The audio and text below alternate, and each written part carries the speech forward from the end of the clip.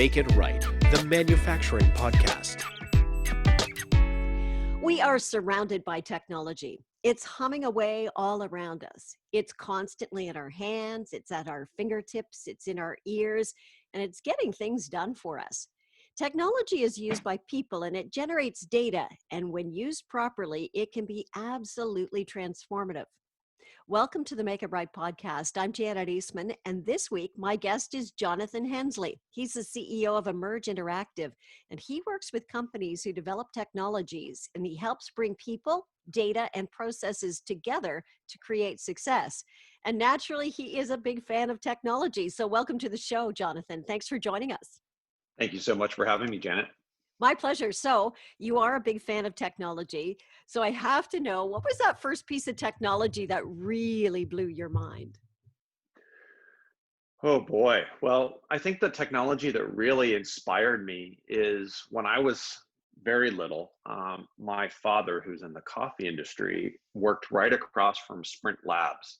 And I had an opportunity in the very early days, I think I was only about 7 years old, and I was watching them figure out how to stream video for the first time. This was, way before streaming services. They were just trying to figure out how to do more large-scale real-time broadcasting. And I would go into these labs and these, double PhD doctorates and engineers would take this little kid through these facilities because they were just excited to see somebody else who was excited about what technology was doing. And we would connect with offices in New York and in Shanghai and all over around the world and have these real-time conversations, which at the time was magical. It wasn't even possible. And it just absolutely inspired me to follow a career in technology, that because I was so enthralled with how that connection was made. It was not as much about what was happening in the conversations when I was in the lab, but it was seeing the connection that itself, that it was possible. And it sent me down a path around technology and computers that eventually led me into digital and the internet as a career.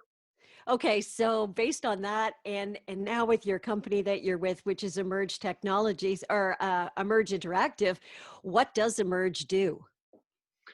So at Emerge, what we do is we help clients design and deliver digital products and services. So we're helping them understand at a deeper level, what are their customers' needs and wants, and how can you develop products or services to meet those needs, and then actually bring those to fruition.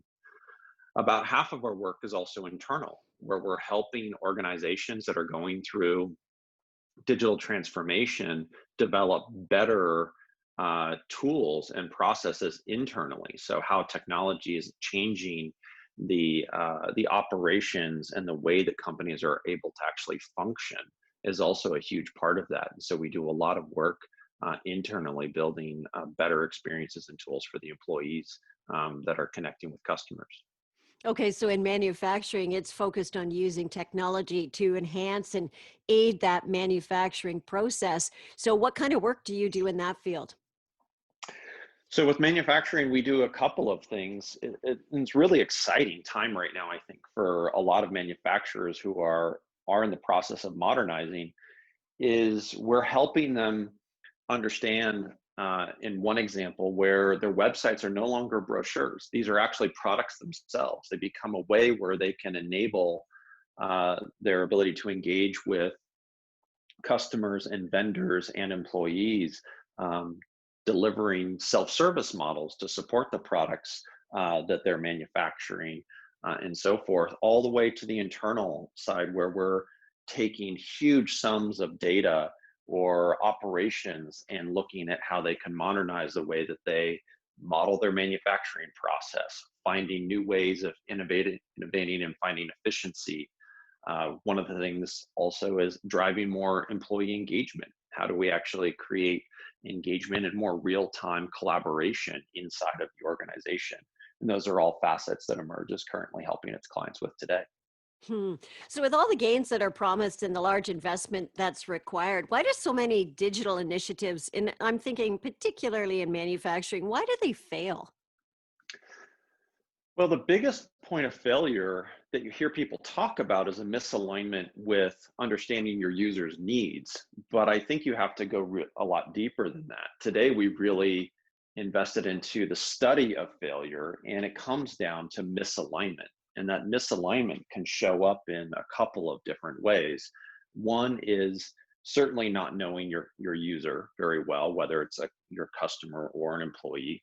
Uh, a lot of times there's this idea of moving forward with technology first without really deeply understanding the problem and then designing and testing a solution before you get into that development process. And that holds up a lot of companies. They get a lot of failure and challenges that come from that.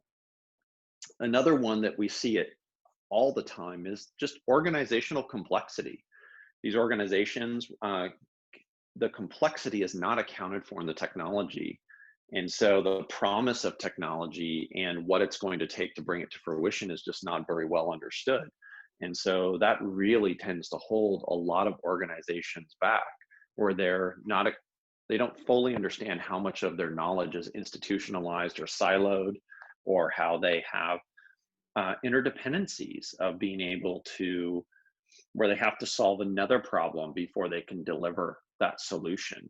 And so we see that a lot as companies are dealing with legacy technologies or lack of solutions in place at all, where it's been a manual process for, in some cases, decades.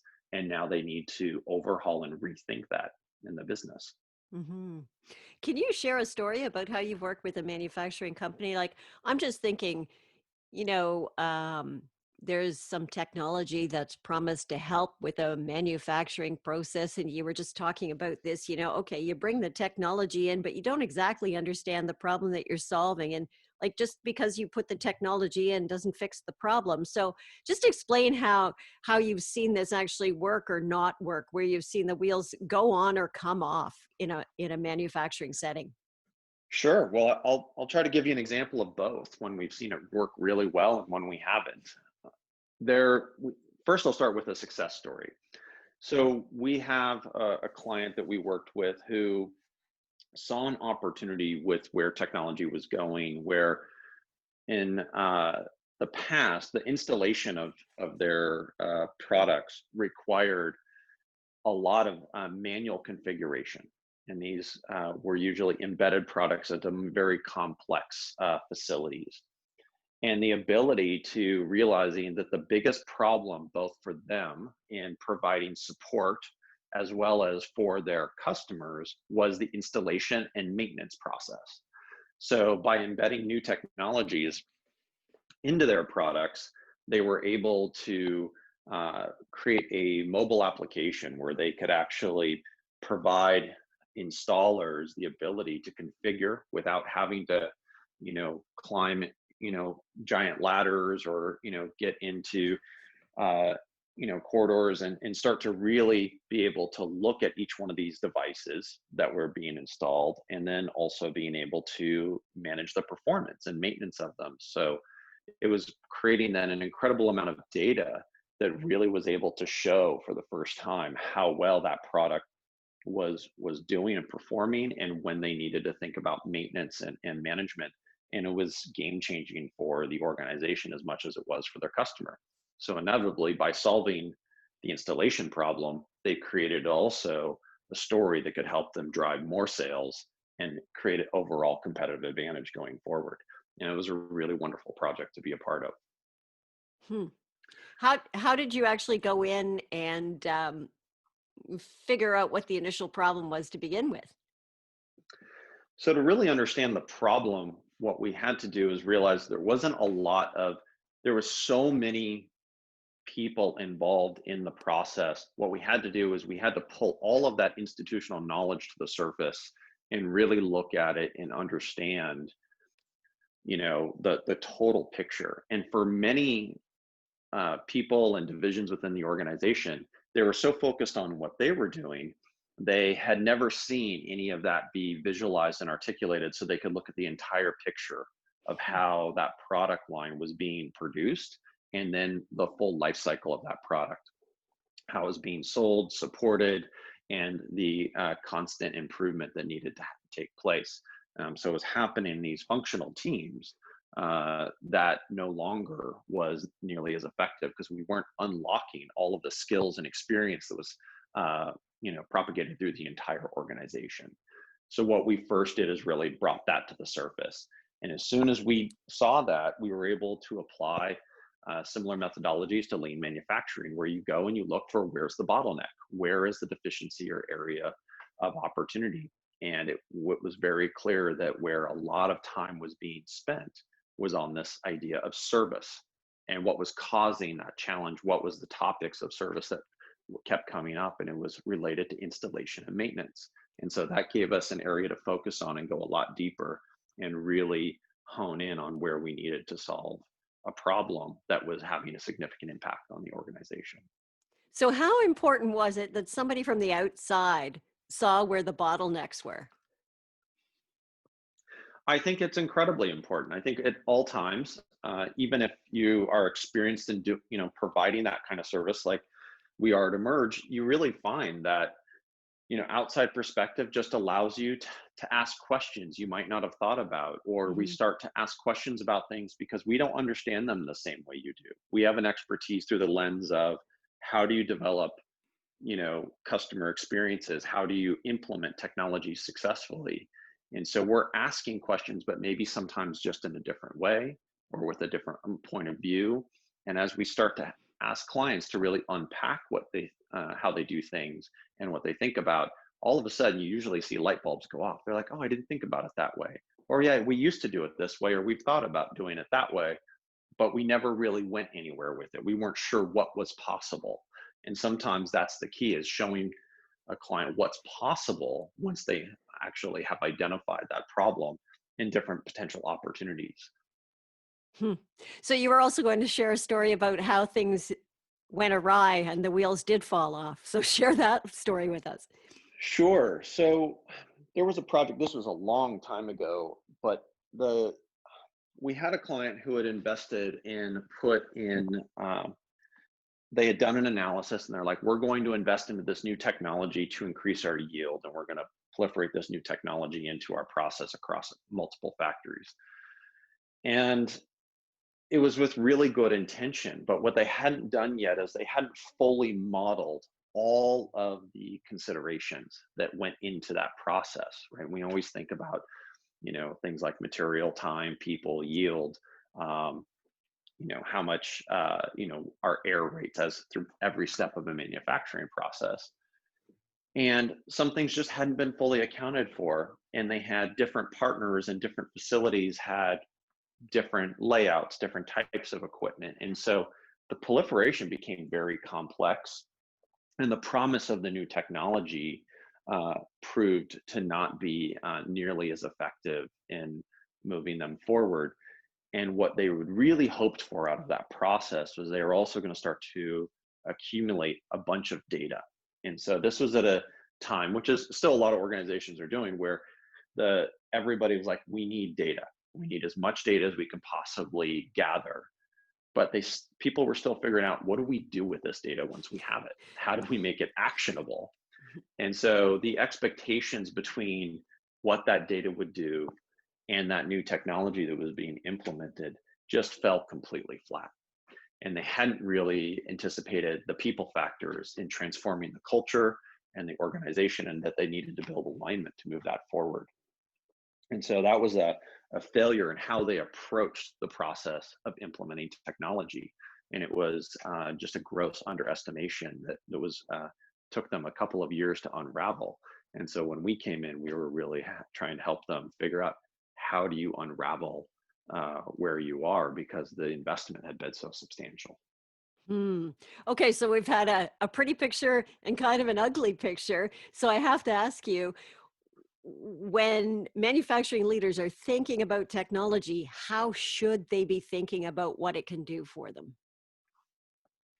Well, I think there's two things about technology. Is there is something that we've seen a lot with leaders, that technology creates this natural optimism and excitement. There's this promise of technology, and I would encourage every leader is to think about technology and temper the enthusiasm and and ground your goals to near-term objectives. I think sometimes the focus is so much on what we can do long term that we lose sight of what has to happen short term, and we don't measure the right things to show us that we are moving forward successfully.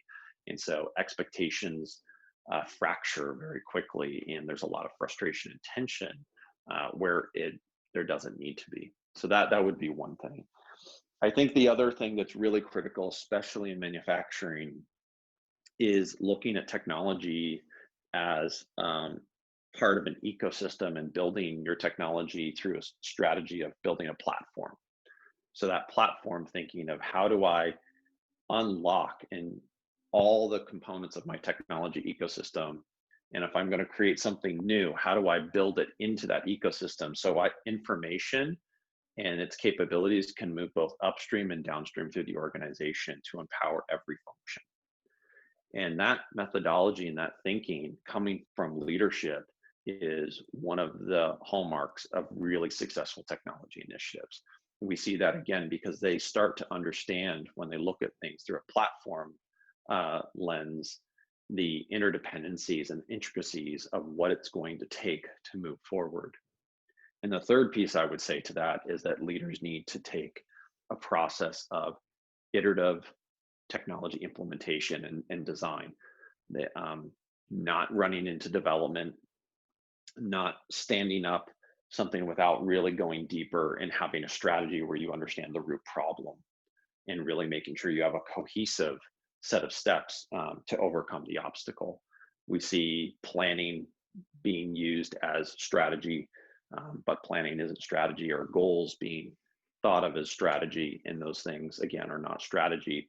So those really hold back organizations. And so when leaders recognize those differences, they're set up for success. Mm-hmm. How do you manage those expectations of a digital transformation? And I mean, you just mentioned it in there too. You have to talk about what the expectations are and what this thing is going to do for you, but you also have to manage the people that are using that technology and get them trained up. And I'm sure that there's a fear of technology as well. So when you go in with a technology transformation project on your hands, how do you manage that whole process for them so that everything gets that, that alignment that you need in pretty much everything that you do? Yeah, I think one of the key things that we found is that you break up your projects into very small stages. Usually digital transformation, can feel really exciting, but very overwhelming really quickly.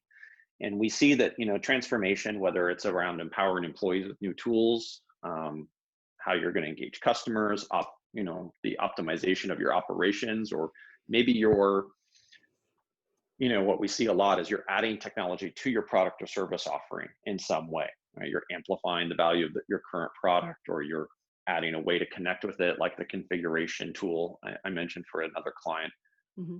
When you start doing that, you need to break it into very small, near-term digestible chunks. And then that way you have a path so you're not overwhelmed. It's like the idea of how do you eat an elephant? One bite at a time, right? These are huge initiatives. They cost, significant investments of time and money and making sure you have the right people. And a lot of times, if you have a way that your organization has done stuff for a long time, it's discounted the amount of effort it takes to build alignment and to retrain and educate your team so that they are part of the process. And so if you don't make people part of the process, your digital transformation is going to create a lot of misalignment. And so instead of championing one team to lead, you need to engage the entire organization if it's going to be organizational wide change, or you're going to need to engage the entire product and manufacturing team related to a particular line that you might be producing. And so we see that is really essential. Mm-hmm. I love technology. I use it all the time. I guess we all do, but I have to be honest, there are times when I find it really frustrating, and I kind of think at times things are designed not so much for the ease of use by the user, but to allow, engineers to geek out and create things that they think are really cool. So I have to ask you, as somebody who works with developing technologies, where in the development process should the user experience come into consideration? It should be at the forefront of the entire process. I think there's a lot of bad product out there. There's a lot of bad tools that are built, and they happen that way because they're led purely from an engineering perspective, or they lead in and, well, let's just build it. And there's also a lot of talk in the technology space about, well, we need to we need to be agile, so let's just get something out there and let's see what people think, and we'll just dive right in. And the problem with that is that you have these really poor experiences like you're talking about, and then you find a lot of those products either unsuccessful or the work gets thrown away. And what's happening in most cases is there's a lack of understanding about what agile means. There's a lack of understanding about how you approach lean product development. There's a lack of understanding of how you can incrementally make the investment in order to make sure that it's going to be a good one. And so we see a lot of times that, you need to pull that customer experience, that user experience part to the absolute forefront. And that comes down to, in the forefront, that might mean make sure you're talking to, the people who need your solution, that are experiencing your problem. Make sure the problem's a big enough one where if you invest into solving it, the impact on your business is measurable. What does that really look like? And there's just some kind of key things that you need to know so you can create, not only a good experience, but a better solution. And so we see that those are kind of some common issues that people run into. Yeah, I was actually working with a team at one point. We were trying to develop an app, and I had gone out to the community to ask them what they really wanted from it. And when I brought that back to the table, I said, okay, this is what these people want from the app, but it wasn't what what the developers wanted to develop. And there was this like, wow, how are we going to marry what you guys want to do with what the user is really going to need? And Mhm. it was an exercise in frustration, to be honest with you.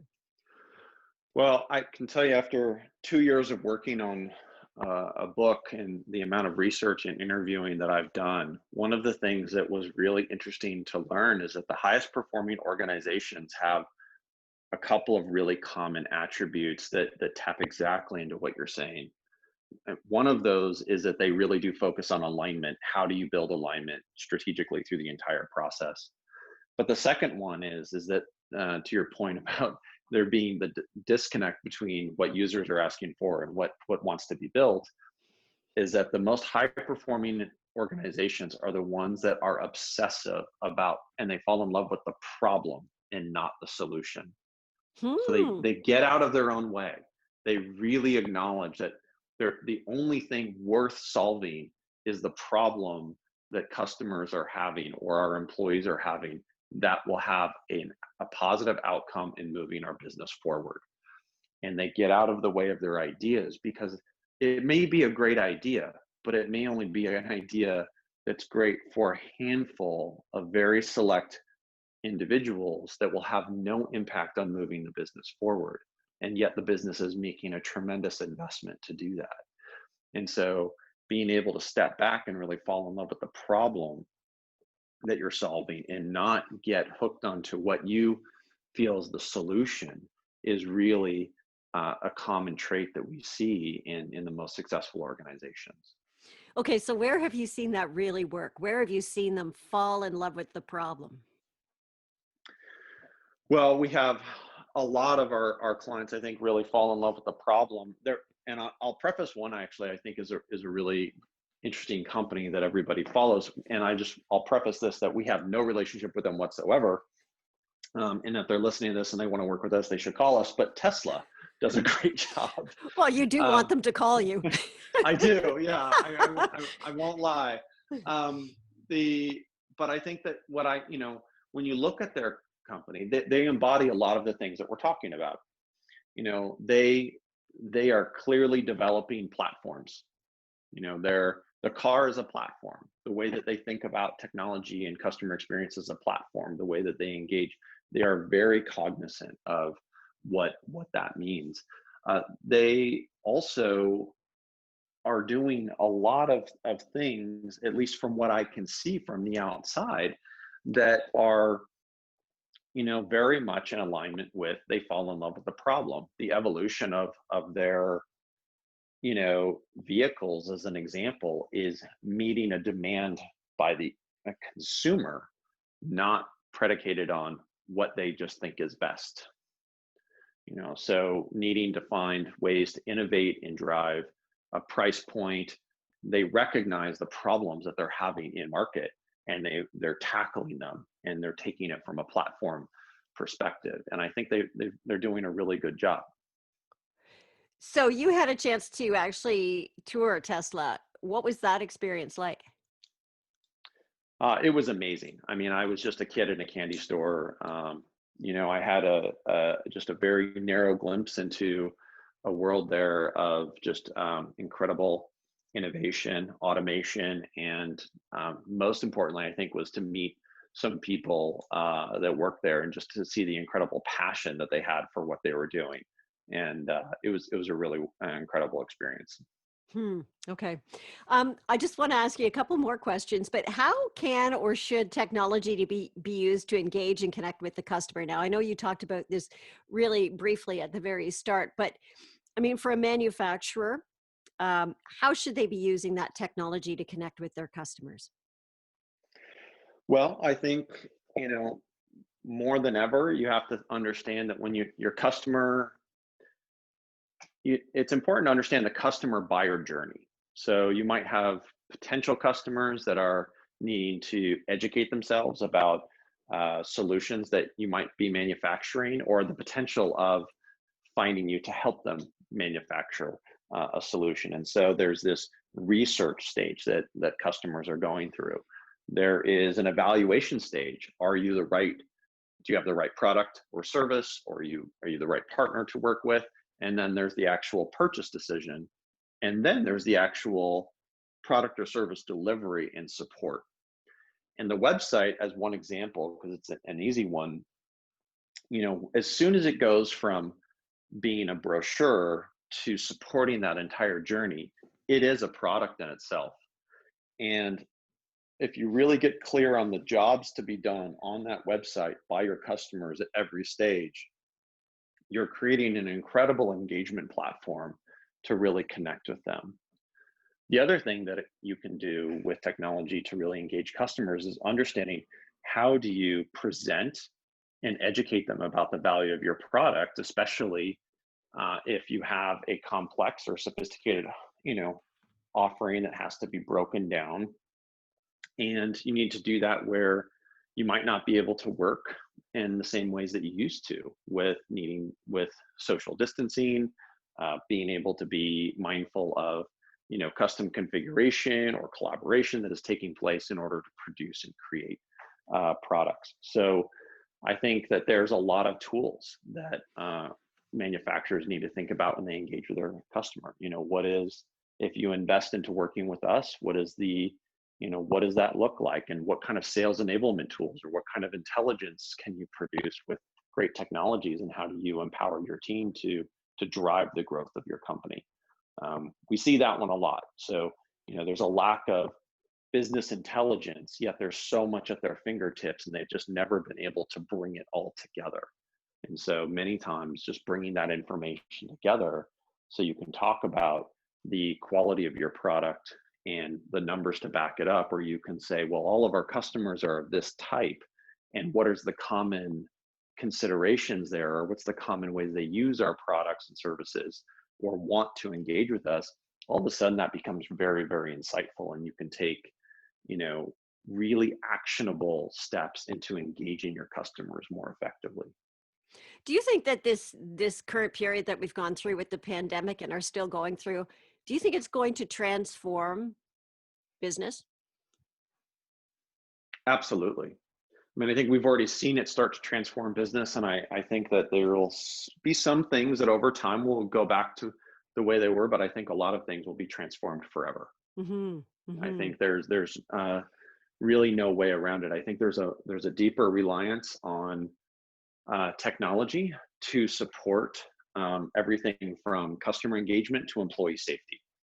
And that reliance and that opportunity is only going to continue to grow. I don't think that's going to actually shift backwards in any way.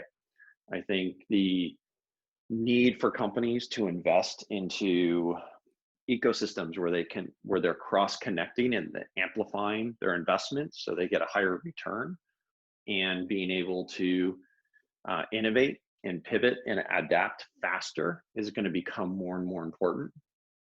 And by taking really our organizations that really understand technology and how to approach it so it can be very flexible and adaptable are going to be the winners in the future. They are going to be able to work in more effective ways. They're going to be able to innovate and pivot their manufacturing lines. They're going to be able to have more insight and intelligence to respond and have the right conversations with customers and prospective customers. And I think that's only going to get amplified.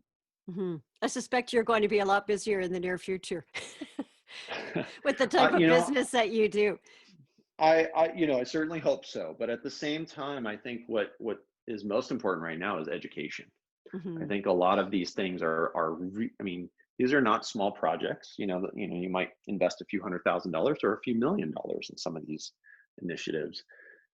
And leaders have some new skills that they have to build in order to lead their organizations through these things. And so it's been amazing. Some of the manufacturing leaders that I've had the opportunity to talk to through the last several months, these are some of the most thoughtful, well-intended, educated people. They know their business inside now. I mean, and when we talk about technology, what it is how does what they do now mirror to the new realities of the skills that are needed as in the C-suite, in their senior leadership at the VP and the director level, and what does that mean to bring that and proliferate that through to the rest of the team? And so there's some really critical things that they need to start doing in order to not just adjust now but adjust long term. And we're seeing that more and more leaders are recognizing that it's not always clear how to do it, but they certainly are recognizing clearly that there is a significant opportunity and investment that needs to be made at just understanding how to approach technology going forward. Hmm. What are some key takeaways, Jonathan, that you can leave manufacturing leaders with, based on where we're going and where they're at right now with technology? So I think for anybody that's listening, one of the key things that I would recommend is understanding and investing into building your understanding, your acumen of continuing your business development acumen. Continue and invest into understanding design thinking and understanding how technology is implemented. I think just a top level knowledge and understanding of these things is incredibly empowering. It helps you understand the investment you're making at a totally different level. And I think it really changes a lot of and transforms you to be in a successful place based on a lot of things we've talked about today with managing alignment, expectations, the promise of technology, and making sure it fits. I think another thing that I would really encourage every leader to invest into is almost every single organization has their own shorthand, acronyms, phrases that they use, and so forth. And when it comes to technology, you talk about things like customer experience. You need to really invest into making sure there's a common understanding in your organization. So when you talk about customer experience in one part of the organization, is that understanding the same as this other individual or this other group in the other part of the organization? That connection, that alignment is incredibly critical. It helps you move faster, have more effective collaboration, and reduce a lot of potential rework. And so I think that's really, really key. And the last thing I'd love to encourage all leaders to consider is really investing into mapping your technology ecosystem, so you have that bird's eye complete picture in view, and then also investing into really mapping and understanding your customer journey and what that looks like and how technology supports delivering your promises to your customers. Many organizations have never done that, or it lives in bits and pieces, and it's incredibly empowering as you go forward. It sort of gives you a full picture then. Absolutely. Mhm. Absolutely. Jonathon, it's been a pleasure talking to you. You have said a couple of things to me today that have made me sort of rethink certain things. One of them was fall in love with the problem, not the solution. I love that. I think I got to write that one on the wall for a bit. And then you're right about people's websites. It's not a brochure, it's an active tool for them. Those are two of my key takeaways. And then just also how you talked about Tesla and the opportunity for technology. I think it's fantastic. So thank you so much for taking the time to have a chat with us on Make It Right. Well, thank you so much for having me. It was an absolute pleasure. Excellent. Jonathon Hensley is the CEO and co-founder of Emerge Interactive. That is our show this week. You can check out our Twitter and LinkedIn feeds that are on our podcast page, and subscribe and share the podcast with your friends and colleagues through iTunes, Google Play, Stitcher, Spotify, and YouTube. And the Make It Right podcast is brought to you by Kevin Snook. He's a leadership advisor and author of the best-selling book, Make It Right: 5 Steps to Align Your Manufacturing Business from the Front Line to the Bottom Line. I'm Janet Eastman. Thanks very much for listening to Make It Right.